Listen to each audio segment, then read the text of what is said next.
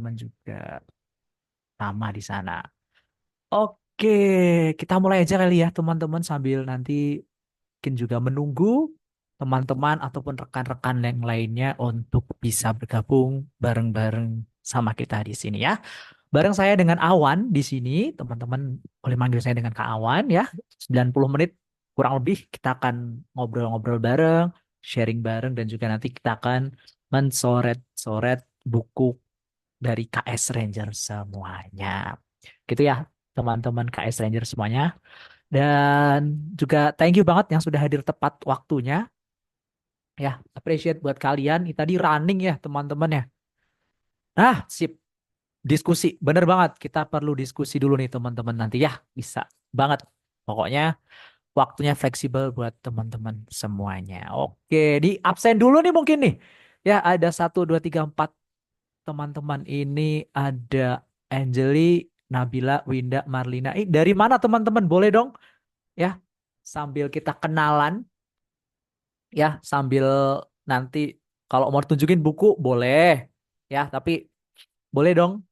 Yang paling jauh yang mana nih? Kalau Kak Awan nih dari Jogja, teman-teman. Kalau kalian dari mana nih? Paling jauh dari mana ya? Coba dong. Boleh lewat chat box, boleh. Boleh lewat voice speaker juga boleh. Kalsel, wis, jauh juga nih. Marta ya, dari Kalimantan Selatan. Oke, dari mana aja nih?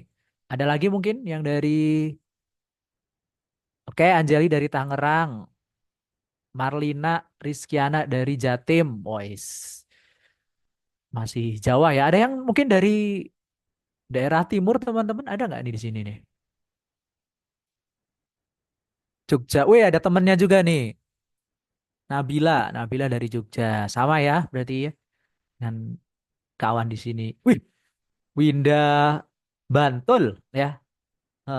Ya sama juga, kawan juga dari sana. Oke, oke, oke. Sama berarti kita ya teman-teman ya. Oke, bervariasi tentunya dimanapun kalian berada. Kita kali ini belajar bareng ya teman-teman ya. Kurang lebih 90 menit kita akan zoret-zoret buku dari KS Ranger semuanya ya. Pokoknya kawan percaya teman-teman sudah membawa bukunya. Sepertinya nggak usah di screenshot, nggak apa-apa ya. Pokoknya kalian sudah membawa buku, kawan percaya itu. Nah nanti kita gunakan dan teman-teman zoret bareng-bareng. Oke ya. Nah sebelum kita mulai kita berdoa dulu ya. Semoga lebih afdol nih. Semoga diberi kelancaran, diberi kemudahan dan juga kebermanfaatan ilmu untuk di siang hari ini ya. Jam-jam rawan soalnya ini ya. Oke, sikap siap berdoa. KS Ranger semuanya. Berdoa menurut keyakinan masing-masing, berdoa dipersilahkan.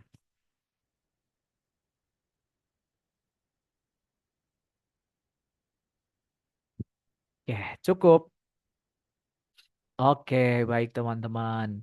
Pokoknya kawan minta ya, nanti aktif ya teman-teman ya di chat box boleh, lewat speakernya diaktifin, boleh banget pokoknya Maya. Ya. Ini 7 orang, 7 orang dengan kawan juga di sini ya. Ini tentu harusnya intensif teman-teman ya, bisa lebih seru ya. Pokoknya room ini buat kalian semua pokoknya Mah. Oke. Baik teman-teman, ini untuk CBT UGM. Oke, UGM-nya kira-kira kalian mau jurusan apa teman-teman? Ada yang mungkin geografi mungkin? Atau ada yang lainnya nih? Boleh dong, share-share juga dong. Oke, ambil kawan, liatin ya untuk materi yang tentunya sudah teman-teman request. Geolingkungan, oke. Wih, ada geografi kelingkungan, keren. Pembangunan wilayah, oke. Wih, hukum, Marta hukum nih. Oh, tapi ikut aja, nggak apa-apa Marta. Buat apa ya? Buat FBI aja berarti ya. Semoga ilmunya dipakai. Tapi kalau kawan nyangkutin ke hukum agak sulit juga nih. Wih, Marlina lebih jauh lagi tuh. Accounting, accountingnya gak ada geografinya ya berarti ya. Aduh, ada nggak ya geografinya? Sulit juga nih accounting. Oke, ada lagi mungkin yang selain geo, mungkin Mandarin. Oh, join doang, nggak apa-apa ya. Semoga kawan bisa membantu ya teman-teman yang mungkin butuh hiburan ya. Udah kawan hibur juga nggak apa-apa ya pokoknya.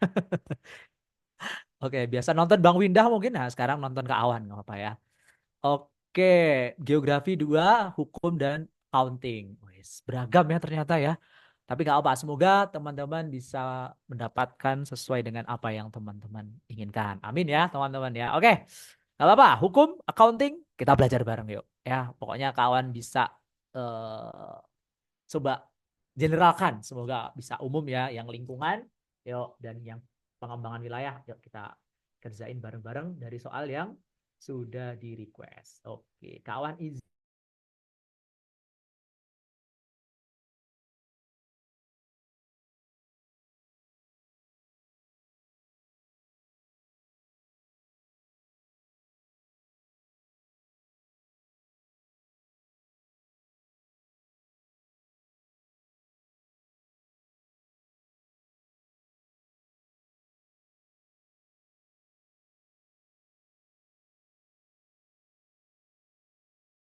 Ini dari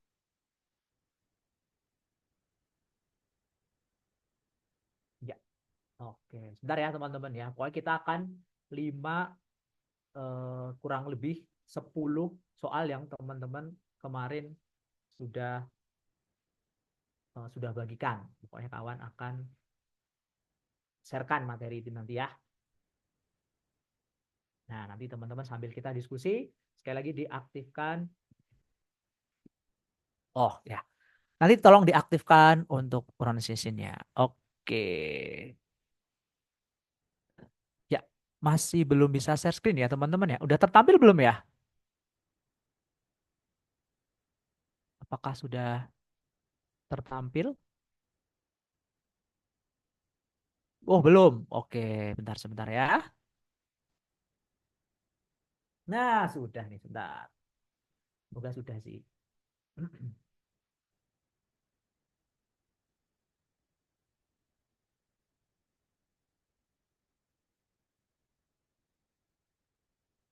Oke, wait, wait, wait.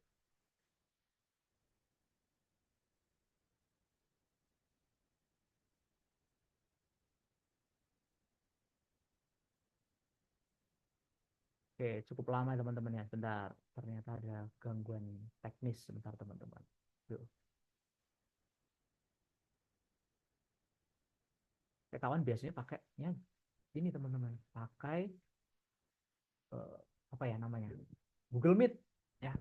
Oke, sudah tertampilkah teman-teman semuanya di layar monitor atau layar HP dari teman-teman yang digunakan ya? Udah ya, pokoknya udah tertampil. Oke, sambil kawan juga nonton chat chat box teman-teman semuanya. Oke, kali ini kita akan bahas ya, pembahasan UMCBT UGM ya. Kita langsung mulai. Pokoknya nanti aktifkan chat box kalian. Kawan pengen mendengarkan dan pengen membaca chat-chat kalian. Oke, kita langsung mulai yuk. Coret-coret di sini teman-teman. Nanti kalau ada pertanyaan, kawan buka setelah mungkin 2 ya. Tapi kalau ada yang mau request atau mungkin ada yang mau ditanyakan, boleh nanti put your hands up saja. Oke, kita mulai yuk dari pertanyaan pertama di tahun 2024 di sini ya. Berdasarkan teori tektonik lempeng ya, berdasarkan teori tektonik lempeng, Gunung Anak Krakatau merupakan kenampakan dari zona titik-titik hasil interaksi antar lempeng. Oke, kita garis bawah teman-teman yang menjadi keywordnya ya. Gunung Anak Krakatau. Kira-kira nih di mana? Hayo. Yuk, yuk. Gunung Anak Krakatau nih di mana ini? Posisinya di mana ya? Ada yang tahu nggak? Gunung Anak Krakatau. Coba, coba, coba, coba, coba dong. Yo nih, yang walaupun hukum ya nggak apa-apa, belajar lokasi ya. Yang accounting ya nggak apa-apa. Mana teman-teman? Gunung Anak Krakatau di Indonesia. Iya, di Indonesia ya. Selat Sunda. Wih, keren Winda. Good. Di Selat Sunda, betul. Ya, Gunung Anak Krakatau masih aktif ya. Selat Sunda tuh di mana berarti? Selat Sunda berarti di antara Pulau Jawa dan Pulau Sumatera. Di situ ya, teman-teman ya. Jadi, letaknya di Indonesia. Ya, di Selat Sunda itu. Nah, di gunung ini terbentuk dari zona titik-titik. Nah, dan hasil dari pertemuan dari lempeng titik-titik. Kita akan pelajari di sini, teman-teman. Ya, materinya kira-kira materi apa nih, teman-teman? Kalau bahas gunung-gunung, bahas tentang lempeng-lempeng, bahas tentang batu, ini kira-kira materi tentang apa ya? Di kelas 10 nih, teman-teman. Ada yang ingat mungkin? Materi tentang, nih judulnya ya. Nanti teman-teman sambil cari, ya kan? Coba ada yang ingat nggak? Nah, pinter Winda. Litosfer. Good. Ini adalah materi kelas 10 ya, teman-teman, di awal diajari tentang litosfer. Litosfer itu apa sih? Litosfer itu ya yang teman-teman injek di permukaan bumi itu adalah litosfer ya. Nah, litosfer itu dipecah menjadi lempeng-lempeng yang teman-teman lihat ya. Kalau di buku-buku geografi kan suka diajarkan nih ya, di dunia itu ada berapa benua? Ada 6 ya kan. Ada 5, ada yang boleh nyebut 5, ada yang nyebut 6. Dan dari benua-benua itu berada di atasnya si lempeng. Jadi lempeng tuh kayak gini, teman-teman. Ya, bentukannya seperti sebuah daratan yang besar tapi tidak muncul di permukaan. Itu lempeng yang pecah-pecah, teman-teman. Nah, ada macam-macam lempeng di dunia ini, ya. Nah, Indonesia, kalian lihat Indonesia nggak, teman-teman? Kayak Stranger ngelihat Indonesia nggak? Di mana Indonesia? Nih, di sini nih. Kita zoom nih. Set. Nah, mulai kelihatan ya. Indonesia ada di sini nih. Nih. Berarti kira-kira Indonesia itu terletak di dekat lempeng apa aja, teman-teman? Coba paling dekat dengan lempeng apa berarti?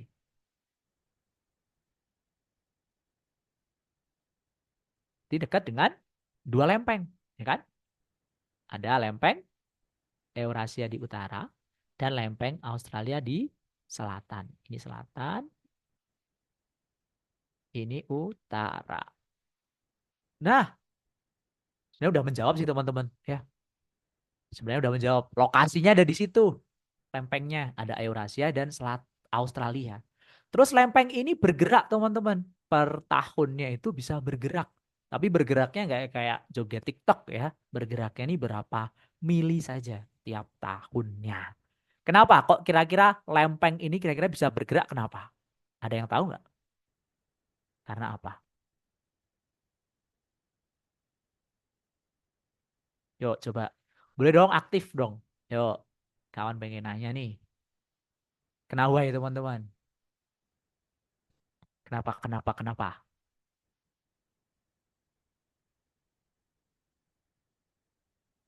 Coba chatboxnya boleh dong. Kenapa kok lempeng ini bisa bergerak sih? Kenapa nggak cuman diem aja? Karena di bawah bumi kita atau di bawah lempeng bumi ini ada yang namanya magma. Nah, magma inilah yang buat tanah atau yang buat lempeng itu bergerak. Ya, magma, teman-teman. Yang ada di gunung berapi tuh, yang warnanya oranye itu yang bisa gerakin lempeng buminya. Nah, karena lempeng bumi bergerak, maka gerakannya akan dipisah menjadi 3 ini, teman-teman. Nah, yuk kita coba telaah bareng-bareng yuk. Ya, geraknya lempeng. Walaupun di accounting, di hukum nggak ada ya, tapi di lingkungan harusnya ada sih. Kotanya belum, pembangunan belum. Oke, gerakan pertama atau batas pertama, kira-kira dari gerakannya ini sifatnya gimana? Atau gerakan apa nih, teman-teman? Ada yang gerak ke sini, ada yang gerak ke sini. Kira-kira gerakan apa ini? Saling, saling apa? Ada yang tahu? Ada yang tahu? Ada yang ke kanan, ada yang ke kiri, ya kan? Udah nggak sejalan nih. Berarti gerakan pertama adalah saling menjauh. Aduh ya, kayak perasaan bertepuk sebelah tangan ya, teman-teman ya, ke kanan dan ke kiri. Nah, inilah yang nanti menimbulkan rekahan ya, dan disebut sebagai batas lempeng divergen. Nih, batas lempengnya disebut itu, saling menjauh. Oke, yang kedua disebut sebagai batas transform, atau kalau dilihat apa nih, teman-teman? Tadi kan kanan kiri ya. Ini cuman sedikit bergeser ya kan? Atau kita sebut sebagai saling bergeser. Disebut sebagai transform.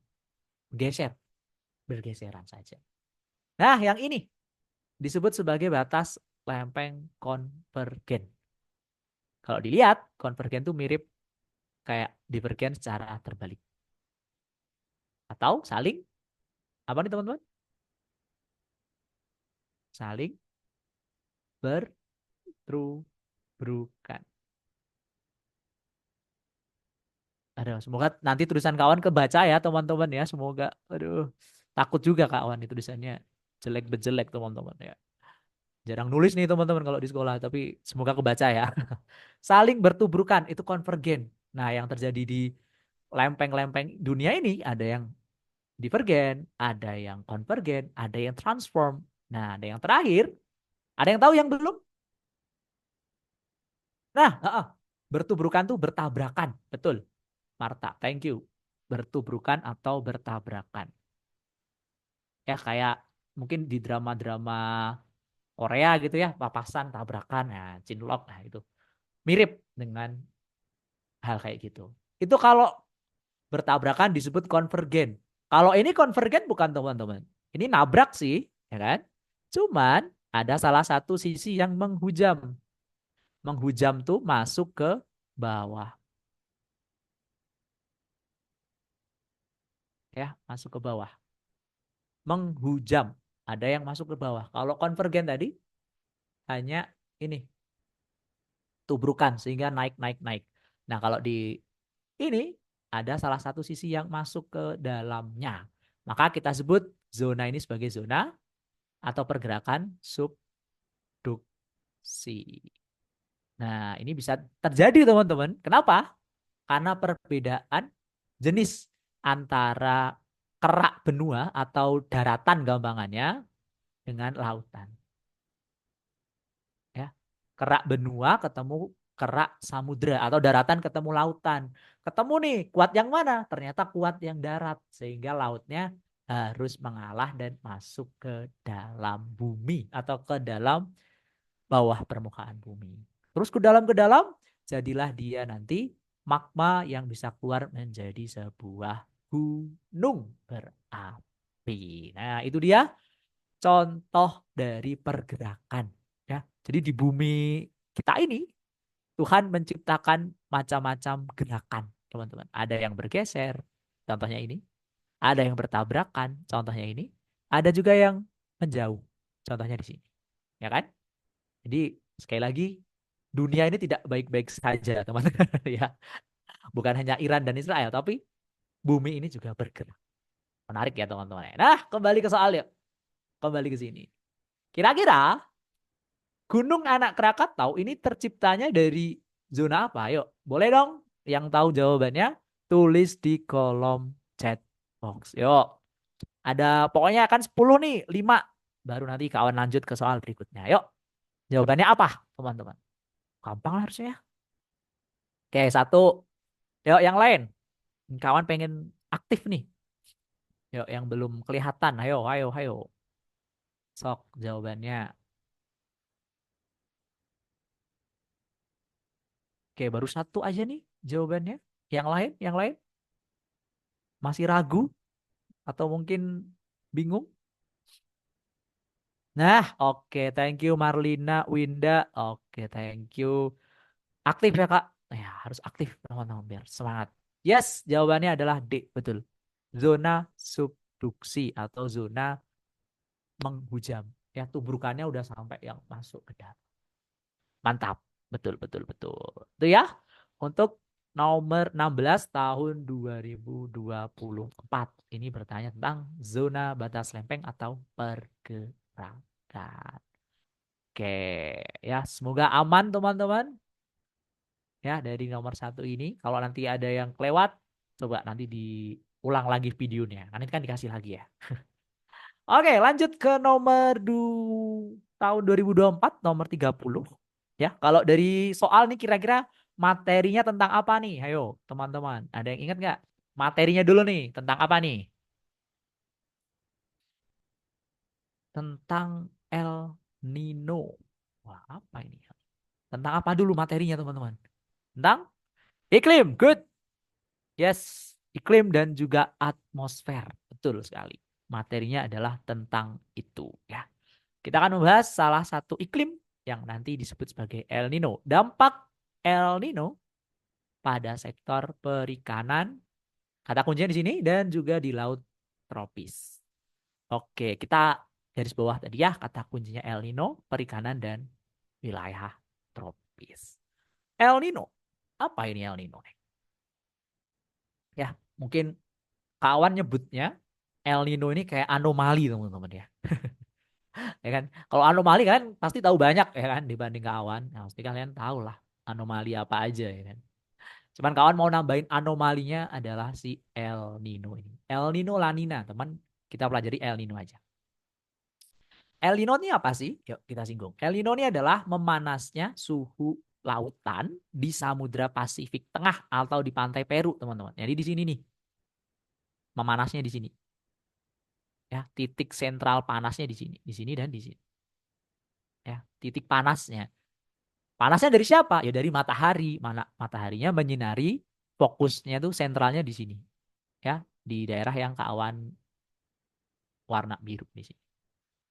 Nah, karena panasnya ngumpul di sini, Indonesia nggak kebagian panas. Ya, jadi nggak hujan-hujan deh. Jadi dia mengalami musim kemarau.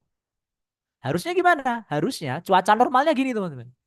Normalnya yang panas tuh harusnya Indonesia yang kena sinar matahari itu. Harusnya yang kena sinar matahari itu Indonesia. Ya, misalkan kena panas tuh Indonesia. Harusnya di sini. Cuman karena namanya anomali ya, anomali, maka dia bergeser ke daerah Pasifik sini ya, daerah Amerika Selatan. Panasnya tuh geser di sini. Akibatnya apa kalau panas itu mengenai lautan, teman-teman? Coba ini bayangkan ini matahari ya, gambarnya jelek banget tapi semoga dipahami. Ini laut, teman-teman ceritanya ya. Kemudian ada sinar nih. Nah, kira-kira apa yang terjadi, teman-teman? Sinar matahari kena lautan. Ini ceritanya laut nih. Apa yang terjadi? Ini ceritanya laut. Ya biar percaya ada laut nih ikan lah. Nah, apa yang terjadi, teman-teman? Fenomenanya apa? Peristiwanya apa?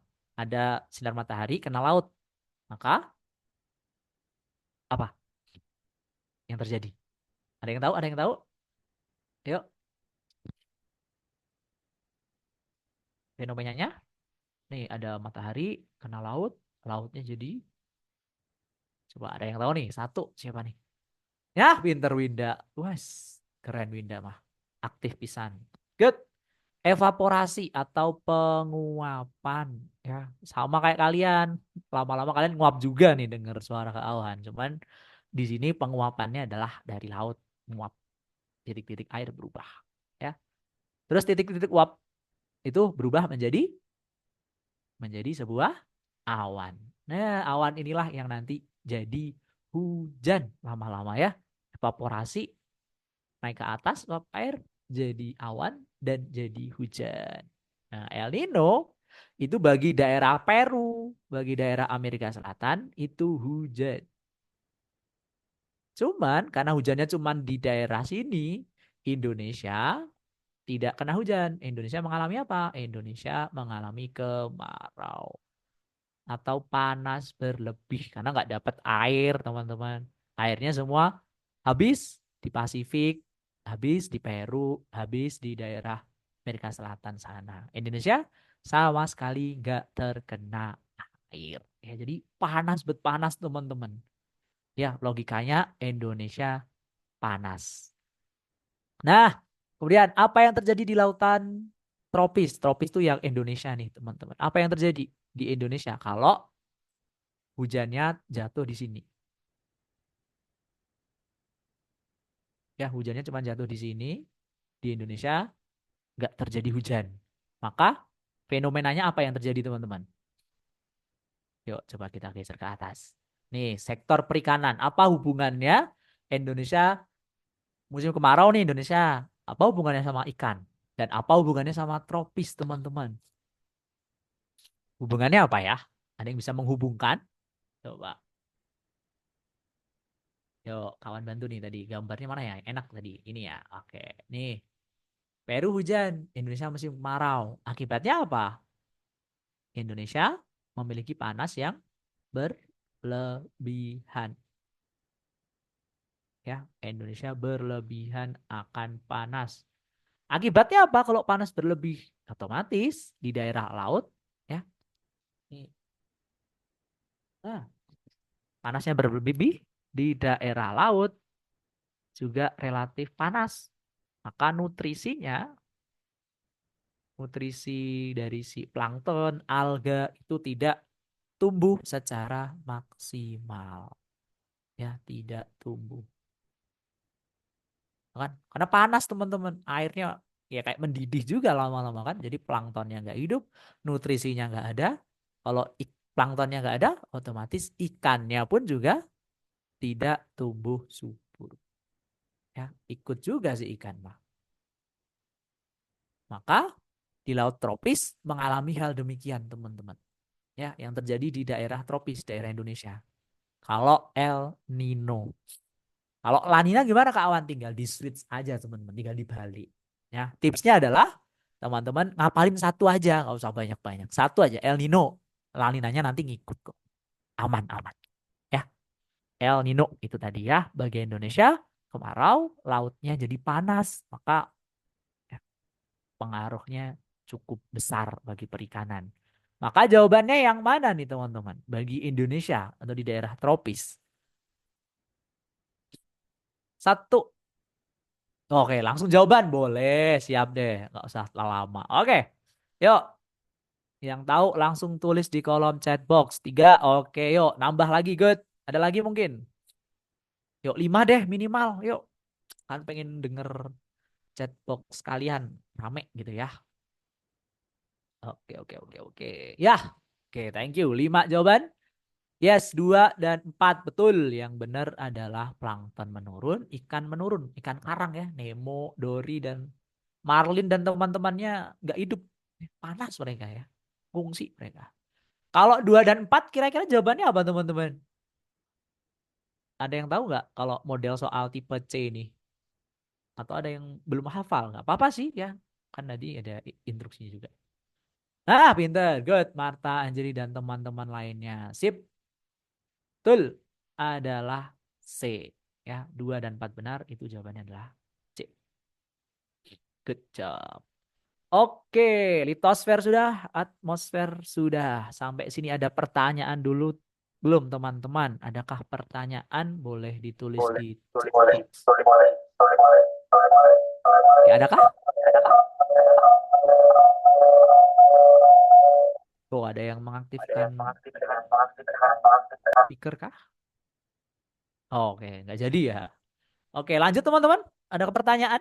Kalau ada pertanyaan boleh ditulis chat box. Atau aman? Aman ya?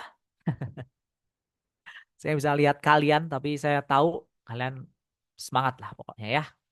Sambil ngemil boleh, ya sambil rebahan boleh nggak boleh. Asal jangan terlalu dihayati nanti. Aduh terlalap. Oke aman kata Marta. Oke semoga mewakili ya. Bukan kata Ilham tapi kata Marta. Oke lanjut kita ke soal berikutnya ya. Pokoknya feel free aja teman-teman kita bersebelas di sini. Santai aja pokoknya mah. Gak ada hal yang perlu ditakutkan weh. Mau tanya bebas sok silahkan. Oke lanjut ke danau. Wih danau Kars atau Dolina. Ini tadi tanah. Tadi atmosfer. Kalau ini materinya apa? Hayo, ada yang tahu nggak? Materinya dulu deh. Kan biasa nih saya nanya materi di bab apa ini? Danau nih. Ada yang tahu? Belakangnya fair-fair juga. Ya, yang lingkungan tadi siapa yang lingkungan tadi ya? Apa tuh? Win. Nah, pintar, Winda. Siap. Marta Winda nih jangan-jangan temen ini nih. Langsung akrab nih. Oke. Hidrosfer, betul. Ya. Nanti dicari boleh hidrosfer. Ini yang menentukan pembangunan nggak? Iya, nentuin. Ya, nentuin pembangunan banget. Nanti kita singgung. Walaupun kayaknya nggak ada deh pembangunan. Nanti ada tak singgung dikit. Danau Kars tentang hidrosfer. Yuk kita jelajah gambar dulu. Ya, ini ditanya nih proses terbentuknya si Kars ini dari mana. Ya, sebelum kita ke sini kita dengerin dulu. Ya, sedikit banyak. Danau dapat diartikan sebagai perairan yang terbentuk secara alami. Ini perairan alami. Lawan kata danau, ada yang tahu nggak? Ayo, kan danau kan alami. Nah, kalau yang perairan secara buatan disebut apa nih? Ada yang tahu nggak? Nyebutnya adalah, ada yang tahu? Ada yang tahu? Coba Winda lagi nih. Oh, Sarah, good job, Sarah, good. Yes, waduk, betul. Bukan waduh ya, waduk. Waduk itu dibikin secara buatan. Nah, di gambar teman-teman, di kiri dan kanan itu adalah gambar danau. Ada yang bisa ngelihat perbedaan dari kedua danau itu? Coba, apa yang beda dari gambar kanan dan kiri teman-teman? Atau gambar satu dan gambar kedua deh. Oke, ada yang beda nggak dari teman-teman? Apa yang membedakan danau satu dan danau dua? Apa yang terlihat dari teman-teman dulu? Apa nih? Warna air, oke boleh. Betul, Marta. Airnya, siap. Paling kelihatan itu ya. Airnya beda. Yang satu hijau banget. Yang satu biru. Kok bisa beda? Nah, kita perlu tahu nih. Kan ditanya tentang prosesnya, terbentuknya. Ya kan? Tuhan menciptakan bumi itu bentuk manusia berpikir. Ini ceritanya gimana nih? Tuhan bisa nyiptain danau. Nah, kita cari tahu yuk. Kan tadi warnanya udah kelihatan ya, beda. Ada yang menjawab bentuknya mungkin? Wah, siap Angeli dan juga Winda. Gambar kiri danau di gunung, kalau kanan kayak Danau Toba. Make sense, boleh. Yang kiri cekungan. Oh, betul. Good job Angeli. Ada yang cekung banget ya, cekungan. Maka kita lihat yuk. Satu dan dua itu beda, betul. Gak ada yang salah teman-teman. Tapi kawan mau nyoroti beda proses terbentuknya. Oke, kita lihat dulu yang pertama dulu. Nah, gambar nomor dua itu diciptakan dari ini teman-teman. Dari gambar ini dulu. Satu, dua, tiga, dan empat. Di sini sudah kelihatan sih. Gambar pertama ini menunjukkan sebuah gunung. Ya, gunung yang erupsi. Atau gunung meletus lah. Gunung itu meletus sehingga menghancurkan daerah Kepundan atau daerah puncaknya hancur. Kepundan hancur. Kalau Kepundan hancur, maka menimbulkan yang nantinya disebut sebagai kawah. Ya, Kepundan atau puncak itu hancur menimbulkan atau terbentuklah sebuah kawah. Nah, kawah inilah yang nanti cekung dan terisi oleh air.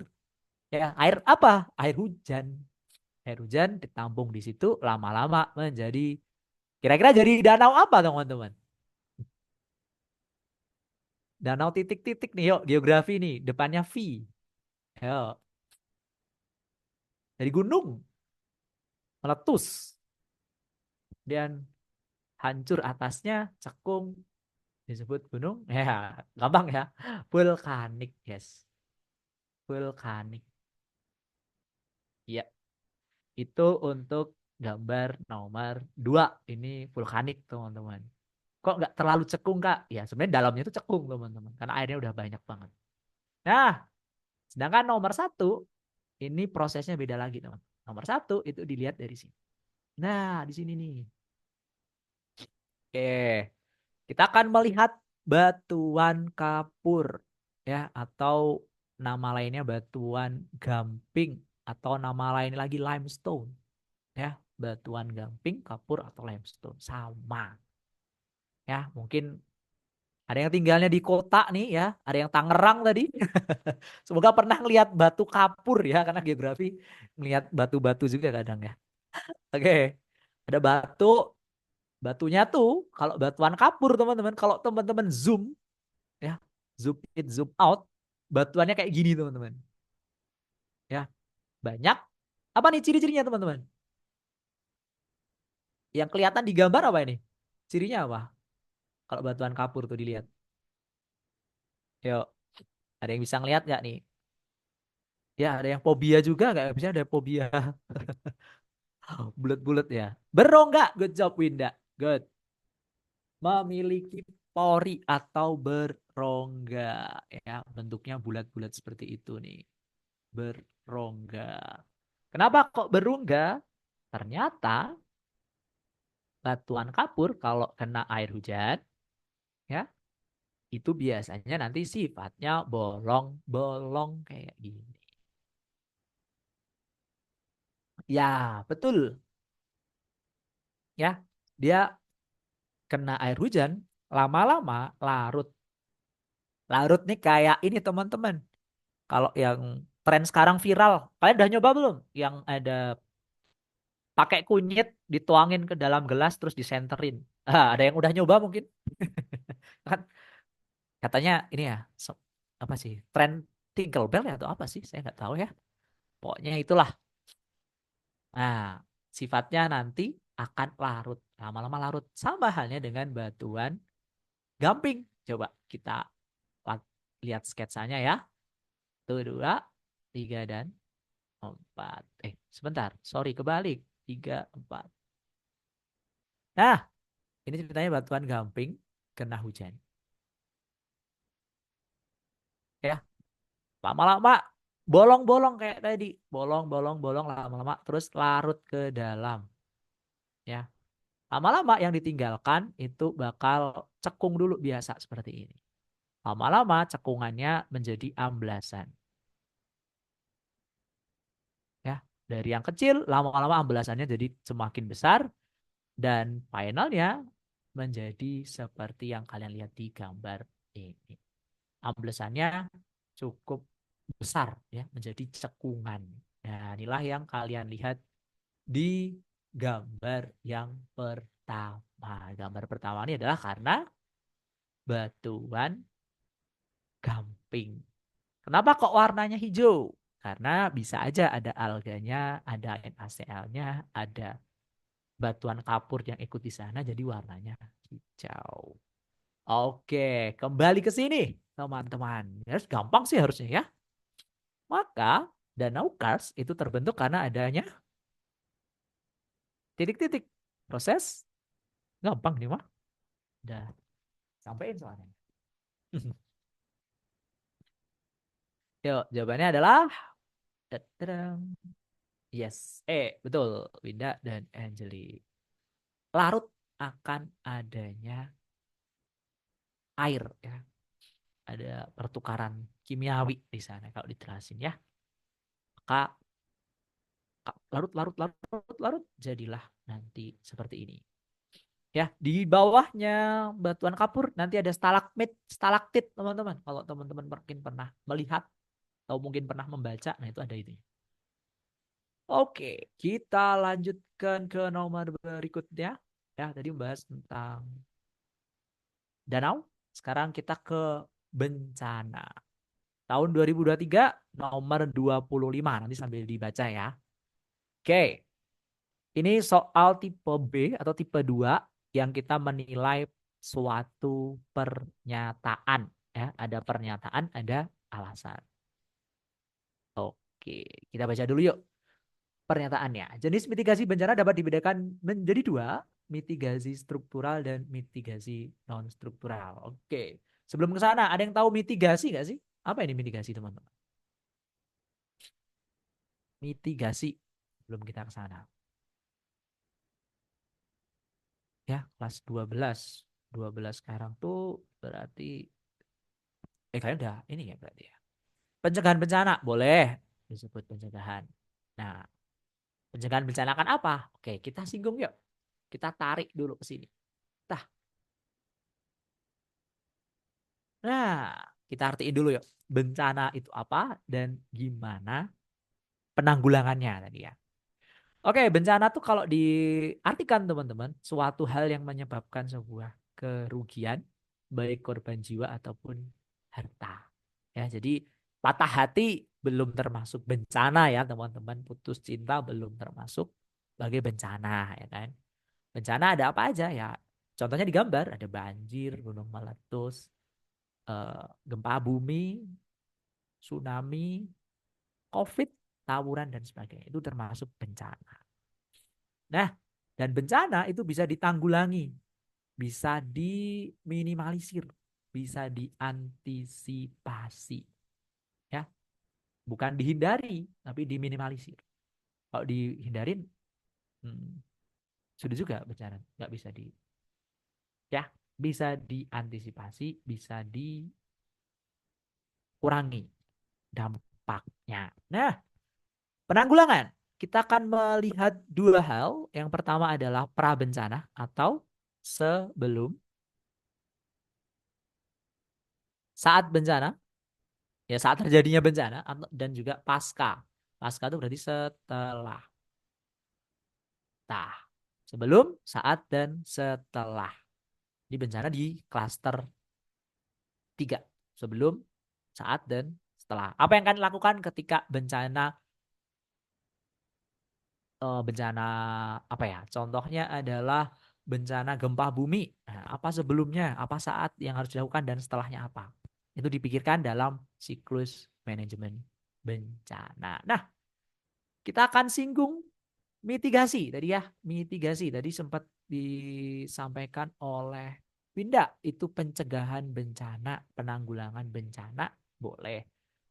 Ya, mitigasi dapat kita artikan upaya untuk mengurangi risiko bencana alamnya, teman-teman. Ya, melalui peningkatan menghadapi ancaman bencana. Jadi emang mitigasi ini nanti sistemnya untuk mengurangi risiko biar bencananya itu nggak fatal, biar bencananya itu nggak berdampak luas, bisa diantisipasi. Ya, contohnya, ada yang bisa ngasih contoh? Mungkin, misalkan bencana gempa bumi deh, mitigasinya kira-kira apa teman-teman? Ayo, ada yang tahu mitigasinya gempa? Tadi mitigasi kan sebelum ya, sebelum bencana. Kira-kira apa langkah yang bisa kita lakukan sebelum terjadi gempa bumi biar nggak fatal banget nih? Apa kira-kira? Mungkin di sekolah kalian udah pernah praktek ya, pakai apa nih? Pakai sirine ya, atau mungkin pakai evakuasi, pakai simulasi. Nah, contohnya kayak gitu, teman. Dan jenis dibagi menjadi dua mitigasi itu. Ada yang struktural dan ada yang non. Tipsnya sekali lagi, kalau ada dua ataupun tiga, hafalin satu aja. Yang lain nanti ngikut. Ya biar gak terlalu banyak hafalan. Apalagi yang accounting, hukum. Aduh, ini kalau dicampur ilmu-ilmu itu pusing juga kan kalian. Maka cukup satu aja. Saya selalu ingatnya yang ini teman-teman. Struktural. Pasti ingat. Kenapa? Karena struktural terstruktur. Terstruktur tuh pasti identik dengan bangunan. Ya, terkait dengan sarana, terkait dengan teknologi atau bangunan fisik, struktur. Jadi penanggulangan bencana melalui sebuah bangunan. Contohnya apa? Contohnya ini. Ini adalah alat untuk mendeteksi tsunami. Jadi dia kayak jangkar di lautan ya. Ketika ada tsunami, ketika ombak besar dan apa, dia akan mengirimkan sinyal yang bisa terdeteksi. Itu contohnya. Nah, contoh lainnya apa? Contoh lainnya kalau di tempat sekolah teman-teman ada yang tulisannya gini teman-teman. Jalur evakuasi. Tulisannya pelang. Pelang. Ya, jalur evakuasi. Ya, itu termasuk juga di struktural. Atau ada lagi yang bisa mencontohkan.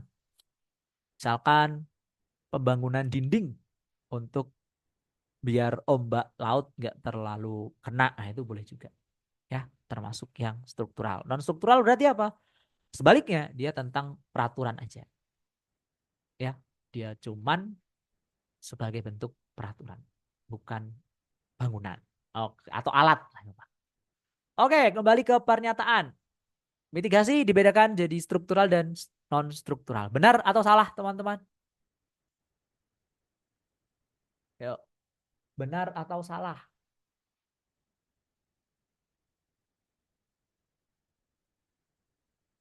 Oke, kita nilai dulu nih. B atau S? B untuk benar, S untuk salah. Ini adalah B, benar. Oke, thank you Marta, Jeli, Winda, benar. Oke, kita tulis benar. Alasannya, mitigasi bencana dapat dilakukan secara kontinu. Kontinu itu berkelanjutan dan bertujuan untuk mengurangi korban jiwa. Benar atau salah? Yuk, satu, dua, tiga. Oke, benar. Empat. Satu lagi dong, satu lagi dong. Oke, stuck di empat ya. Stuck di empat. Oke, empat jawaban teratas adalah benar. Yes. Oh, true. Boleh, boleh, true. Benar. Oke, ya. Bang mitigasi itu harus dilaksanakan terus, teman-teman. Ya, biar mengurangi korban. Kalau cuma sekali dua kali ya pasti nggak bagus persiapannya. Oke, benar-benar. Berarti ada dua kemungkinan nih kan. Antara A atau B. Kira-kira berhubungan nggak teman-teman? Antara pernyataan dan alasan. Berhubungan atau tidak? Antara atas dan bawah tuh berhubungan atau enggak teman-teman? Saling berhubungan. Oke, saling berhubungan. Maka jawaban tepat adalah yang A. Oke, good. Sip. Udah pada pintar nih, udah siap sepertinya UMCB CBGM ya. Udah ready semuanya mah. Oke, itu tadi 4 soal kita zoret-zoret ya teman-teman sampai sini. Ada yang mau tanyakan dulu mungkin? Sok, kalau ada boleh banget dong. Dari siapa? Anjeli, Winda, Marta, Marlina, Sarah, atau siapa? Boleh. Sok. Ada pertanyaan nggak nih? Aman aja nih kayaknya nih ya. Aman-aman aja. Ah, soalnya masih gampang, Kak. Oke. Kak, belum ada yang hukum, Kak. Iya. Sepandang mata memandang ini ya, teman-teman. Semuanya alam semua ya kan. Nah, ini baru masuk, teman-teman. Baru mau masuk. Oke, izin penjelasan yang non struktural tadi, Kak. Siap. Siap, siap, Marta. Di capture ya, di capture boleh, di screenshot atau mungkin hmm, mau di nanti juga dibagikan kayaknya mah. Ya, dibagikan. Oke, siap, Marta. Ada yang lain, teman-teman? Aman, aman? Ya, nggak lihat jempolnya sih, tapi aman ya semoga ya dari teman-teman semuanya. Oke, kita lanjut yuk. Tadi alam-alam semua, kita pindah yuk ke sosial karena geografi nggak cuma alam, tapi ada sosial juga. Ke nomor 27 tahun 2023. 2 tahun yang lalu nih. Masih sama, pernyataan dan juga alasan. Kita coba cek. Sebagian negara di Amerika Utara termasuk negara maju. Kata kuncinya di sini dan juga di sini. Kenapa negara maju? Karena menguasai teknologi dan juga apa nih? Menjadi pusat ilmu pengetahuan dunia. Oh, udah ada langsung jawaban kah? Oh, full screen.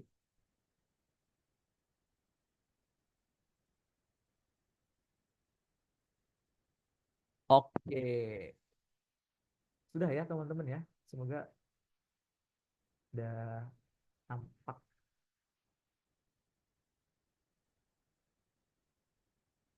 Ya, ini udah full screen ya teman-teman ya. Oke, oke, oke. Semoga tertampil. Oke. Siap.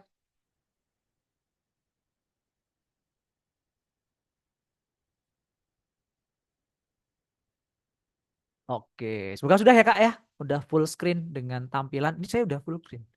Cuman memang kalau di semoga udah. Oke. Siap. Kita coba lanjut tadi ke pernyataan.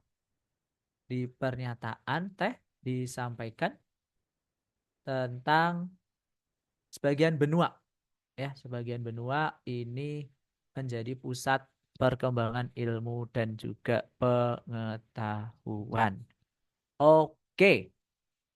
Sebenarnya kita bahas dulu yuk Amerika Selatan. Amerika Utara kok Selatan sih. Amerika Utara itu di sebelah mana? Ya, kita singgung dulu. Dan ini tadi udah kelihatan sih negara maju tuh apa ya? Negara maju yang punya apa tadi kata kuncinya? Punya teknologi yang maju, punya ekonomi yang juga maju juga pokoknya mah. Dilihat dari pendapatan yang tinggi, teknologi yang juga bagus. Dan kata kuncinya di sini, dia industri jasa dan juga pokoknya pabrik lah. Ya, kalau teman-teman nggak asing dengan logo ini, pasti tahu lah ya. Ada Apple, Dell, dan lain sebagainya. Pokoknya kata kuncinya di sana. Kalau negara berkembang berarti di sebaliknya. Mungkin ada yang ngasih contoh negara maju mana aja? Cukup banyak ya negara maju mah. Ya, ada Jepang, ada Korea Selatan dan sebagainya. Nah, karena soal ditanya tentang Amerika Utara, maka kita singgung dulu, teman-teman. Amerika Utara ada di sebelah mana? Ada di sebelah sini. Amerika Utara itu. Nah, di Amerika Utara ada beberapa negara. Oke, kita ambil contoh. Yuk, di sini ada negara yang juga cukup beraneka ragam. Yang paling terkenal tentu ada USA, ada Kanada, dan negara-negara lainnya. Ya, Guatemala dan sebagainya. Kan negara-negara dari Amerika Utara. Seperti ini. Kanada, Amerika Selatan, Amerika, dan juga negara-negara di Karibia lainnya. Nah, kita coba ke pernyataan yuk. Sebagian negara di benua Amerika Utara termasuk negara maju. Ditanya sebagian dan menjadi pusat perkembangan ilmu. Benar atau salah teman-teman? Kalau ditanya cuma sebagian. Coba benar atau salah nih? B untuk benar, S untuk salah. Sebagian di Amerika Utara. Ya, nggak harus semua. Tadi kan ada Meksiko, ada Kanada, ada Amerika, ada apa lagi tadi? Ada Guatemala dan sebagainya. Nah, sebagian di Amerika Utara termasuk negara maju. Benar atau salah, teman? Sebagian tuh kayak misalkan 10 itu ada 3 yang negara maju ya boleh disebut sebagian. Kalau mayoritas, nah itu baru yang banyak ya. Jawabannya adalah yes, benar. Untuk negara-negara Amerika Utara yang maju ya hanya Kanada sama Amerikanya ya teman-teman. Yang lain masih berkembang. Negara maju menghadapi masalah yang dicirikan dengan produktivitas tinggi, ditunjukkan dengan risiko kerusakan lingkungan. Benar atau salah? Kenapa sih risiko lingkungan? Coba benar atau salah teman-teman? Negara maju tuh menghadapi sebuah permasalahan di mana lingkungannya ini rusak. Benar atau salah? Ya, walaupun nggak cuma negara maju ya, negara berkembang kayak kita juga rusak juga nih. Jawabannya adalah ya betul, termasuk benar. Ya karena apa tadi tulisannya? Karena menimbulkan kerusakan. Karena cirinya tadi ini teman-teman di bidang industri, ya kan? Atau bangun sebuah pabrik. Karena bangun pabrik, maka kerusakan lingkungan tidak bisa terbantahkan. Oke, B dan B. Sekarang ke jawaban teman-teman. Kira-kira jawaban yang tepat, jawaban apa di situ? B dan juga B. Oh, kira-kira jawabannya apa nih?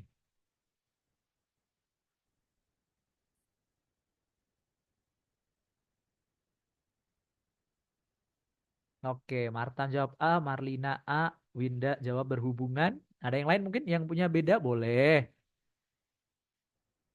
Yang lainnya mah. Ya, jawabannya ya sama. Berhubungan. Nyambung kok Kak. Iya.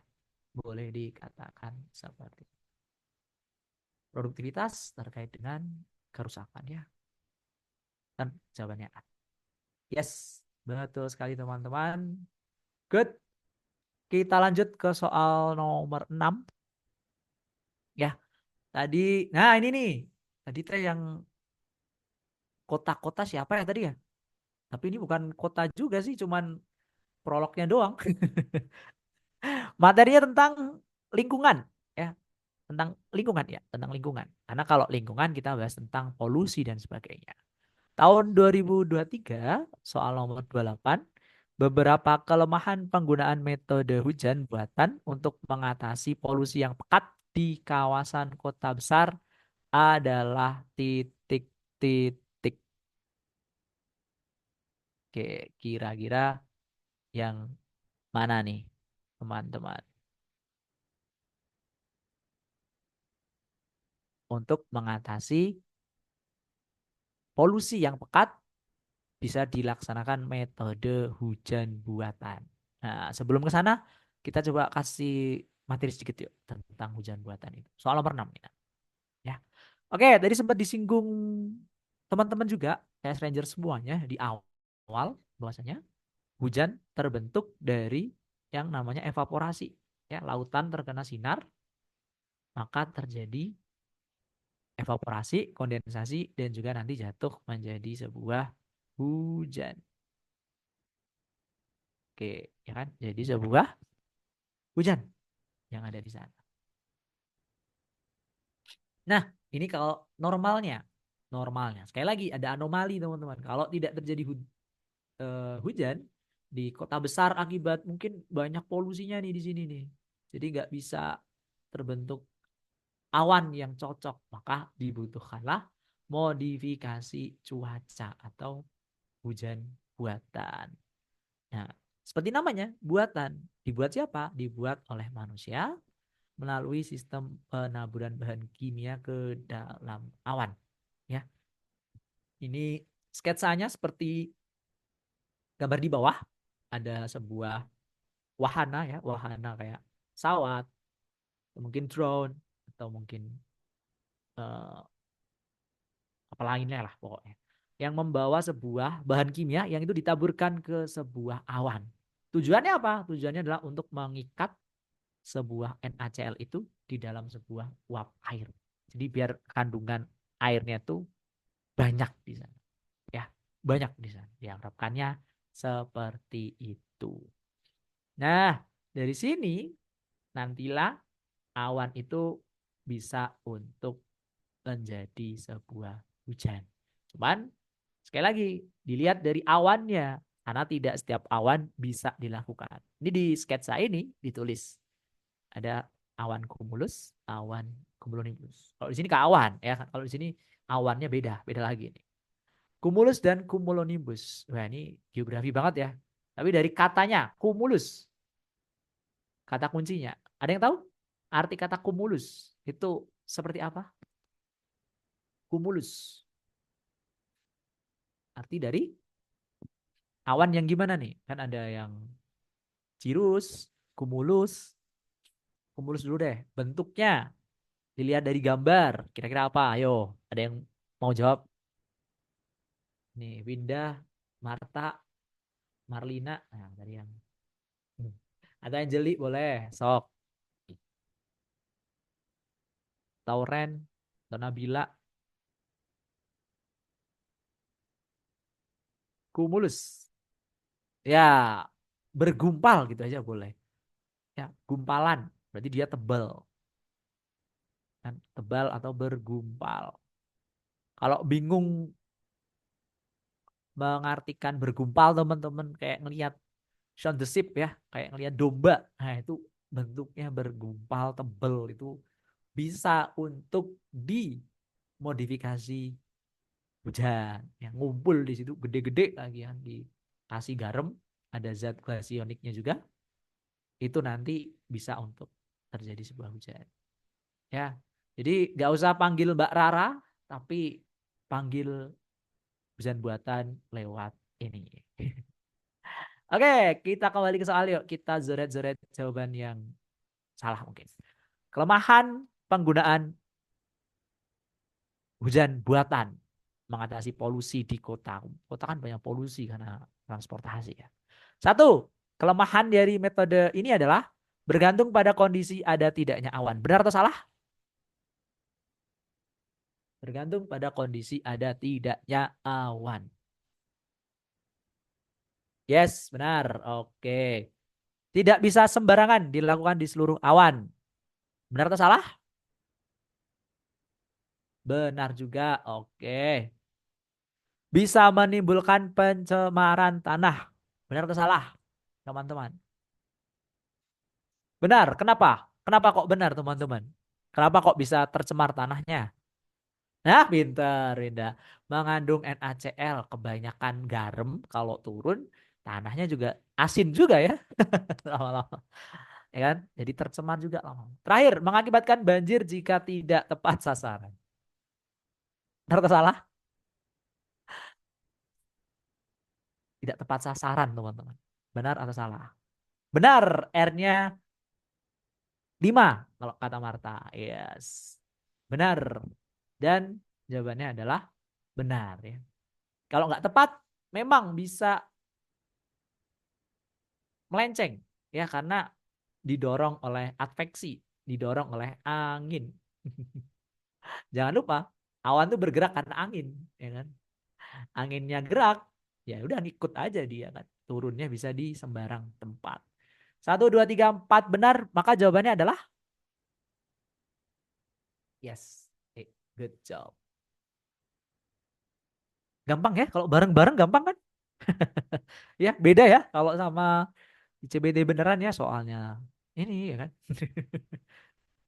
Kerasa nggak kalau sendiri beda gitu teh jawabnya ya.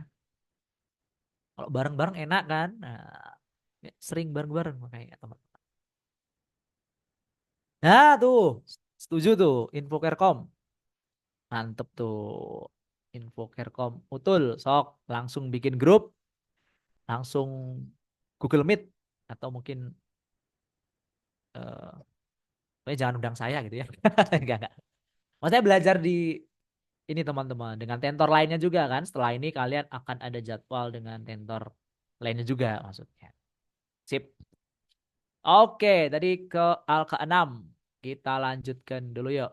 Guys, sebelum ke sana ada pertanyaan dulu mungkin dari teman-teman. Tadi soalnya cukup gampang lah ya, aman lah ya. Nah, cukup aman. Nah, sekarang ini yang sulit nih teman-teman. Kita masuk ke soal yang sulit. Oke, ada pertanyaan dulu mungkin dari teman-teman semuanya.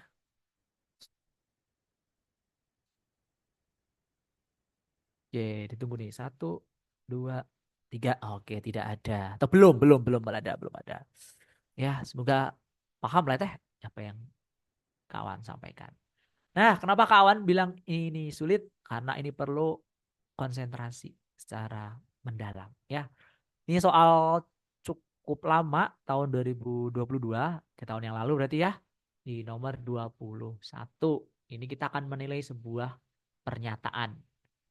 Nah, kuncinya adalah jawab di sini dulu teman-teman. Jangan terpaku pada bacaan dulu. Mana yang paling tepat? 2, 1, 3, 4 atau semua tidak tepat? Oke, nah baru kita baca. Oke, tekanan udara mempengaruhi perbedaan suhu yang ada. Kata kuncinya tekanan dan suhu. Kita jangan nilai dulu, kita scanning dulu. Suhu mempengaruhi tekanan. Oke, kata-kata kuncinya tadi. Sirkulasi atmosfer didorong pergerakan angin.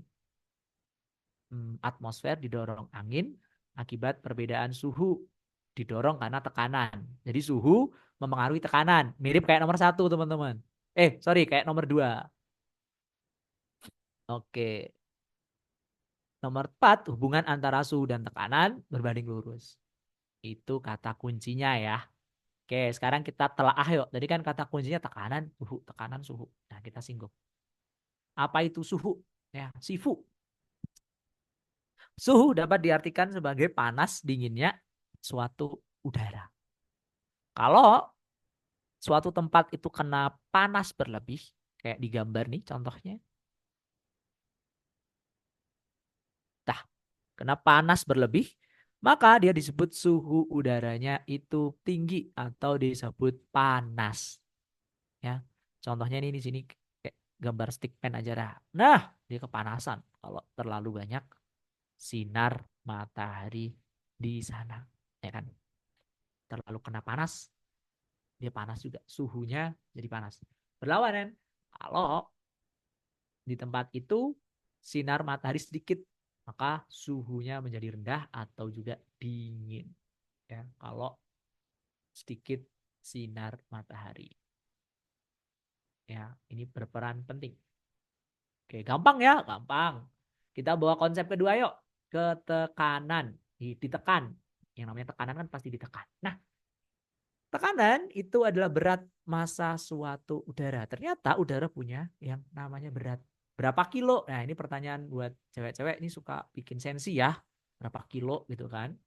Man, ditanya udara kok, bukan berat badan kalian. Ini udara. Ternyata udara punya berat. Nah, permukaan bumi ditekan oleh udara. Semakin tinggi tempat, semakin sedikit udara yang menekannya. Logikanya kayak gini teman-teman.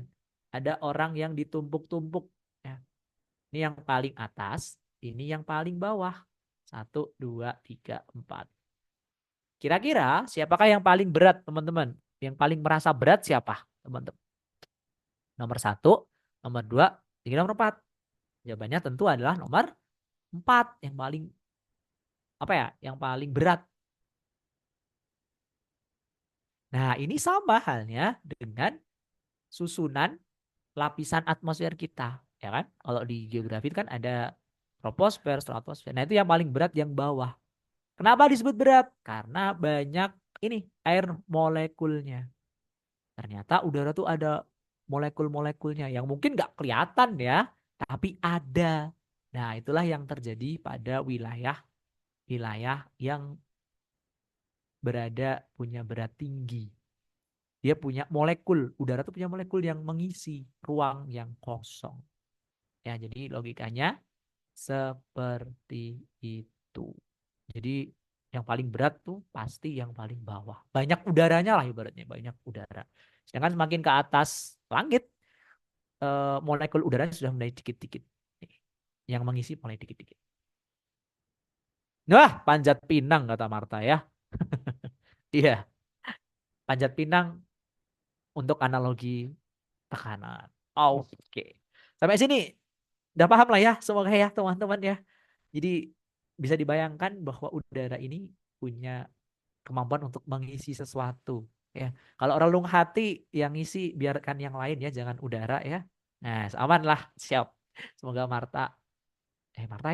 Marta Marta mewakili. Oke, udara punya berat paling banyak itu di dasar. Nah, kita bawa konsepnya digabung. Nah, suhu dicampur dengan tekanan. Kita lihat gambar yang sebelah kanan. Ada sinar matahari masuk ke sini. Nah, suhunya berarti gimana teman-teman? Suhunya.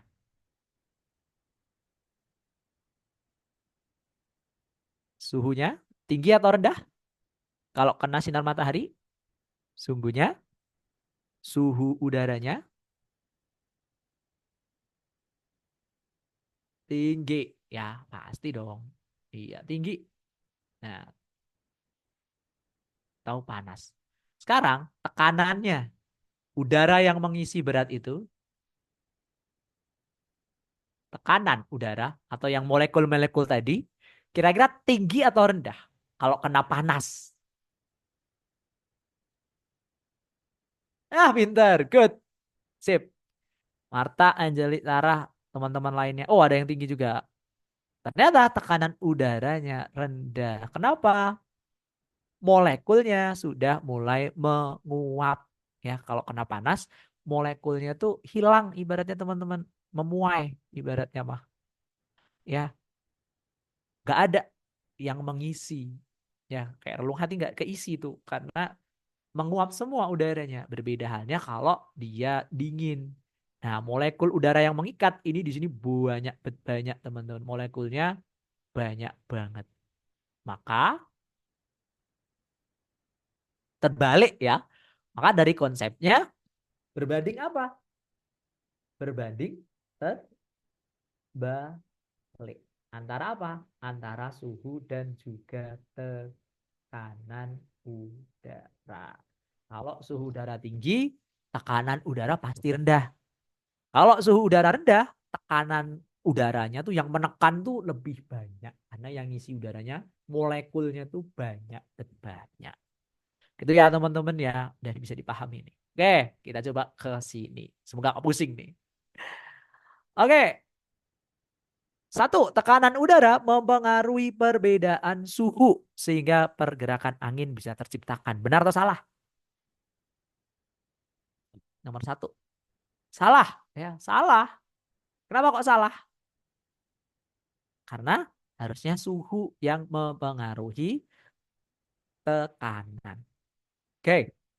Dua, suhu mempengaruhi tekanan. Nah nih, sehingga perbedaan suhu menyebabkan pergerakan angin. Oke, kita centang dulu. Sirkulasi atmosfer global didorong angin akibat suhu tiap wilayah didorong karena tekanan. Ini sama kayak nomor satu ya. Jadi bukan jawabannya. Nomor empat, hubungan antara suhu dan tekanan berbanding lurus. Jawabannya adalah benar atau salah? Jawabannya adalah salah ya di sini karena harusnya berbanding terbalik. Kalau suhu rendah, tekanan tinggi. Kalau tekanan tinggi, ya itulah. Pokoknya kalian pusing. Enggak. Nanti bisa kok. Sekali lagi, dihafalinnya satu aja dah. Oke, jadi jawabannya yang tepat adalah option yang A. Ya, nomor 2. Itu jawaban yang paling tepat. Oke, weh. Kalian udah cukup mahir nih untuk atmosfer. Ini jujur sulit loh beneran. Kalau dari kawan sih sulit itu. Nggak tahu sih kalau kalian ya. Sulit nggak sih? Lanjut. Oke, salah jawabannya nomor 2. Oh yes, good Jelly. Lanjut. Oke, lanjut ke sini ke hidrosfer lagi. Ya, ke air sungai. Tadi kan danau udah. Ke stadium sungai. Ada yang tahu stadium, teman-teman? Kalau sepak bola stadion, bukan. Ya, ini stadium. Stadium tuh terkait dengan umur.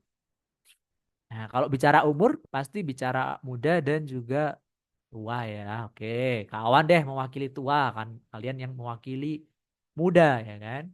Yuk, kalian berapa tahun sih? Coba tulis dong. Berapa tahun kalian teman-teman? Coba berapa tahun di tahun ini? Tahun ini ya 2025 tanggal 28. Berapa kalian? Ayo coba diingat-ingat lagi. Oh 18. 18 ya udah lewatin sweet 17 ya udah lewat. Jadi kawan sama kalian terpaut 10 tahun teman-teman. Dah panjang lah. Itu umur ya kan. Umurnya ya kalian muda lah. Nah, sungai dibedakan juga teman-teman. Ada yang muda, ada yang tua. Nah, sama. Kalau jiwa-jiwa muda, maka pasti kalian identik dengan semangat, ya kan? Semangatnya gebu-gebu nih. Semangatnya, wes, pokoknya pengen gas terus. Sama kayak sungai, sungai juga sama. Gas aja pokoknya kalau sungai muda mah. Sedangkan kalau tua, banyak pemikiran. Sama halnya dengan sungai. Banyak kelok-kelok juga. Maka di sungai ini nanti kita akan bersinggungan dengan ini nih teman-teman. Daerah hulu atau daerah puncak dengan daerah hilir atau dekat daerah pesisir pantai. Nah, pesisir. Ya, daerah hulu dengan daerah puncak dengan daerah pesisir. Beda nggak karakteristiknya? Pasti beda. Apa yang kita lihat? Yang pertama dari segi ini teman-teman. Nah, alirannya. Kira-kira kalau di daerah puncak gunung, ciri-cirinya sungai bakal gimana teman-teman? Coba dong, satu aja. Ciri sungainya gimana? Coba. Kalau di puncak gunung, di daerah, misalkan di daerah mana ya? Ya daerah puncak lah. Kira-kira ciri sungainya seperti apa? Kalau teman-teman gambarin. Coba. Sungainya relatif sempit. Oke, Winda, good. Sempit, kecil. Apalagi teman-teman? Alirannya, alirannya ada yang menyinggung aliran mungkin? Ah, betul. Arusnya atau alirannya deras. Ya, deras banget sampai sungainya relatif sempit. Nah, betul. Ini lawan katanya ya. Pokoknya sekali lagi kalau ada dua tuh pasti ingat satu aja. Yang satu lawan kata dari itu. Pokok gitu aja lah. Nah, kalau yang tua ya sama halnya dengan usia ya. Pasti cirinya juga lambat. Alirannya teman-teman. Arus atau alirannya itu lambat. Oke, kalau sungai muda alirannya tadi deras, maka kalau aliran deras pasti bisa mengerosi. Ada yang tahu erosi teman-teman? Nama lainnya apa? Ya, betul. Kayak air terjun boleh. Deres banget. Erosi. Ada yang tahu erosi? Ayo. Erosi. Ada yang tahu? Ada yang tahu? Ada yang tahu? Apa ini Kak? Depannya P. Nah, pinter. Pengikisan. Wis Winda nih anak geografi banget nih berarti ya. Pengikisan. Udah siap nih berarti. Pengikisan. Good. Terkikis. Ya. Lama-lama terkikis. Sama halnya kayak ini teman-teman. Air sungai itu membawa material tanahnya ini loh yang diambil ya. Jadi sepanjang mengalir si sungai itu kayak bawa material-materialnya dari si pinggir-pinggir sungai. Dikeruk-keruk-keruk dikit-dikit ya. Maka nanti akan kelihatan. Nah, kira-kira dari gambar satu, 2, dan 3, kalau dilihat penampang nih, dilihat dari depan, ya, ini kan ada sungai ceritanya. Set, sungai, sungai. Kira-kira gambar di daerah hulu atau di daerah puncak atau di daerah Sungai Muda itu nomor berapa, teman-teman? Yuk, boleh dong diskusi yuk. Kira-kira kalau sungai yang muda itu digambar nomor berapa? Satu, jelas. Kenapa kok satu? Alasannya apa nih, teman-teman? Kenapa kok bisa memilih satu? Coba ada yang mau bantu jawab. Bener sih, iya. Kawan, benarkan juga. Cuman alasannya apa nih? Kok bisa satu? Karena topografi wilayah, Winda. Boleh, betul. Satu, topografi wilayah. Reliefnya mungkin curam ya kan. Curam tuh kayak, misalkan gini teman-teman. Set, ya kan. Jadi kalau alirannya cepat, ya, kayak air terjun tadi ya kata Marta kata dia kayak. Terus apalagi teman-teman? Kalau kita lihat selain topografi, erosinya itu mengikis bagian dasar. Jadi bentuk erosinya tuh V. Dia ngerosi bagian sini. Ya, bagian bawahnya sini kayak erosi. Bentuknya V karena bawahnya tererosi. Kanan kiri bawah. Maka sempit tadi kata Windah tadi ya. Kata Windah sempit karena bentuknya V. Maka bentuknya V. Nah, kalau di daerah hilir, daerah pesisir nanti bentuknya relatif U ya, bentuknya U. Karena erosinya hanya di samping kanan dan samping kiri. Bawahnya udah nggak bisa karena sungainya udah tua, udah sepuh. Gitu ceritanya teman-teman dari si sungai. Wah, amin, amin, amin. Winda OTW antar banget ya pokoknya. Diaminin dulu Win. Ya, kita ikhtiar dulu. Tawakalnya besok ya. Ikhtiar dulu ya. Berdoa kok. Oke, lalu jawabannya apa? Berarti untuk sungai berbentuk P ini. Kenapa si sungai Stadium Muda berbentuk P? Jawabannya adalah apa? Oke, yuk. Lateral dan horizontal sama ya teman-teman. Ini sama teman-teman. Sama. Ya jadi nanti kalau ada yang tanya lateral itu apa Kak? Sama horizontal. Kanan kiri sungai. Oke, Winda A. Ada yang lain yuk. Marta, Sarah, Nabila, Marlina. Oke, yuk. Move, move, move. Oke. Erosi lateral dan horizontal sama ya teman-teman ya. Itu erosi kanan kiri sungai. Kanan kirinya nih lateral nih. Kanan dan kiri.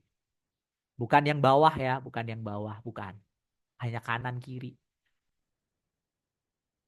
Terus apa perbedaan lateral dan horizontal? Hanya penamaan. Mm-mm. Karena kalau sungai V itu bukan lateral horizontal tapi vertikal. Seperti namanya, vertikal. Sama ya.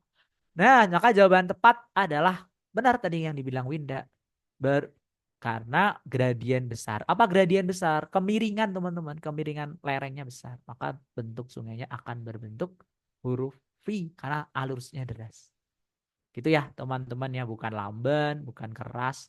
Karena materialnya harusnya empuk ya, karena deras kan alirannya. Itu untuk tahun 2021 soal nomor 23. Jawabannya adalah A.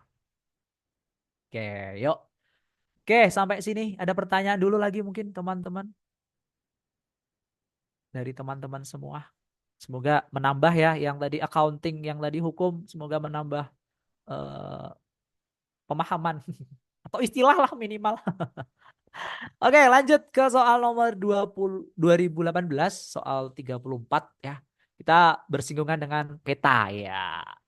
Walaupun petanya mungkin peta-peta di buku ya. Kalau peta sekarang mungkin teman-teman lebih relate dengan Google Map, ya kan? Nah, disajikan gambar A dan B. Gambar A ini gambar apa teman-teman? Simbol apa nih? Yuk, A ini gambar apa nih? Gambar gampang ya harusnya mah. Oke, pesawat. Ya, betul. Gambar yang B menunjukkan apa kalau di peta? Ya, kalau di peta gambar A menunjukkan gambar pesawat, maka identik dengan bandara. Nah, kalau gambar B ini menunjukkan apa? Kalau di peta, biasanya kan ada nih, misal ini wilayah, terus ada ininya. Apa teman-teman? Ibu kota, good. Marlina, betul. Ya, ini gambar apa kawan? Nah, maka di peta syarat sahnya harus punya yang namanya simbol. Gunanya apa? Untuk memperjelas objek yang kecil. Kecil banget. Maka ada titik, ada garis, ada area. Kita singgung satu-satu. Kalau garis, kira-kira apa di peta biasanya, teman-teman? Kalau garis biasanya ya, contohnya apa? Ya sungai, betul. Pindah sungai, jalan, rel kereta, ya kan? Betul. Wah itu mah. Kalau area yang berbentuk ciri khas tertentu, ada yang bisa ngasih contoh? Bentuknya kayak gini. Nah, kalau danau, nanti digambarlah danau. Kalau rawa, nanti diarsir, ada rawanya. Nah, modelnya kayak gitu teman-teman. Nah, kita ditanya nih titik. Ternyata titik itu nggak cuman bulat, tapi ada yang geometrik, bangun geometrik, ada yang piktoral, menyerupai bentuk dari suatu gambar yang sebenarnya. Kalau geometrik pasti kita berhubungan dengan persegi, ya kan? Berhubungan dengan lingkaran yang identik dengan kecamatan, lingkaran dengan warna disebut kabupaten, ada provinsi ataupun ibu kota pakai kayak gitu tadi, ya. Sedangkan kalau di pictorial, gambar yang kayak nyata, kayak masjid, kayak bank, ada gambar uangnya, bandara, gambar pesawat, gambar makan, ada garpu piring. Nah, ini langsung aja jawabannya teman-teman. Maka jawabannya yang tepat adalah apa? Ya, oh, ini udah mau selesai teman-teman. Udah tinggal eh satu soal lagi kayaknya mah. Atau dua ya. Ya, kita kayak tinggal itu dah. Tinggal satu lagi dah. Oke, jawabannya betul ya. Pictorial. Semuanya ini titik. Cuman ada yang pictorial, yang A, yang B ini geometrik. Kan? Bukan kuantitatif. Kuantitatif kan hitungan. Kan? Bukan pictorial juga, bukan abstrak. Jawaban tepat adalah A. Yes. Oke, itu untuk nomor 34 ya. Nah, ini soal terakhir nih. Kawan minta semua harus bantu jawab. Oke, kita ke soal pamungkas. Ya, peta juga kah? Yes, peta yang up to date teman-teman. Karena lembaga pemerintah kita menggunakan data penginderaan jauh dalam menjalankan tugasnya. Ada BIG, ada BMKG, ada BNPB, ada LAPAN. Nah, sebelum ke sana, kita singgung yuk tentang sebuah data penginderaan jauh. Nih, cara dapatnya gini teman-teman. Dari satelit itu memfoto, ya kan? Kalau foto kita kan cuma terbatas berapa meter ya. Tapi kalau dari luar angkasa sana itu bisa memfoto berapa ratus jauhnya. Nah, gambarnya itu nanti bisa disajikan seperti yang di sebelah kanan teman-teman. Nah, ini bisa nanti gambar Taman Nasional Kepulauan Seribu, bisa gambar gunung, bisa gambar pembangunan wilayah, bisa pemanfaatan lahan, bisa sebaran pabrik, pokoknya macam-macam lah. Data ini bisa digunakan. Pertanyaannya, dari data itu, kira-kira instansi mana aja yang butuh data tersebut? Oke. Satu, butuh nggak teman-teman informasi geospasial? Apa sih ini badan informasi ini? Kata kuncinya ini nih, geografi bumi, spasial tuh ruang. Kira-kira butuh nggak untuk paham? Ya butuh kata Winda. Iya, dia butuh teman-teman buat pembangunan. Ya, gimana mau bangun sesuatu kalau dia nggak bisa melihat apa ya struktur wilayah di tempat itu. Maka dia butuh mata elang atau mata satelit. Maka butuh. BMKG butuh nggak teman-teman data penginderaan dari satelit?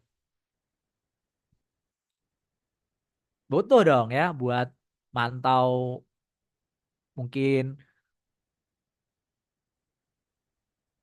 itu benar beda sama yang di buku. Oh, beda. Tahunnya atau apa, Marta? Coba nanti di cross check ya. Siapa tahu kawan yang salah nih. Tahunnya. Ya, coba nanti di cross check ya Marta ya. Apakah kawan yang salah menuliskan atau